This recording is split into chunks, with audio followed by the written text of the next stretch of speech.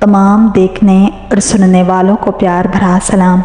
حضرت امام حسن اور حضرت امام حسین علیہ السلام بچپن میں ایک مرتبہ بیمار ہو گئے تو حضرت علی، حضرت فاطمہ الزہرا اور حضرت فضہ رضی اللہ تعالی عنہم نے ان شہزادوں کی صحت کے لیے 3 روزوں کی منت مانی۔ اللہ تعالیٰ نے ان دونوں شہزادوں کو شفا دے دی۔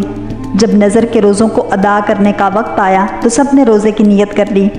حضرت علی کرم اللہ وجہ الکریم ایک یہودی سے 3 سا جو لائے، ایک ساتھ تینوں دن پکایا، لیکن جب افطار کا وقت آیا اور تینوں روزہ داروں کے سامنے روٹیاں رکھی گئیں تو ایک دن مسکین، ایک دن یتیم اور ایک دن قیدی دروازے پر آ گئے اور روٹیوں کا سوال کیا تو تینوں دن سب روٹیاں سائلوں کو دے دی گئیں اور صرف پانی سے افطار کر کے اگلا روزہ رکھ لیا گیا۔ حضرت فضہ رضی اللہ تعالیٰ عنہ حضرت بی بی فاطمہ الزہرا سلام اللہ علیہا کے گھر کی خادمہ تھیں۔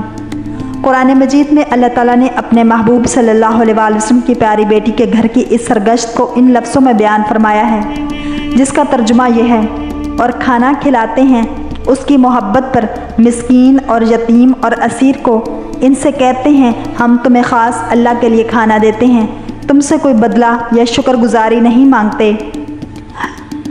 اس واقعے سے اہل بیت نبوت کی سخاوت کا عجیب و غریب اور عدیم المثال حال معلوم ہوتا ہے۔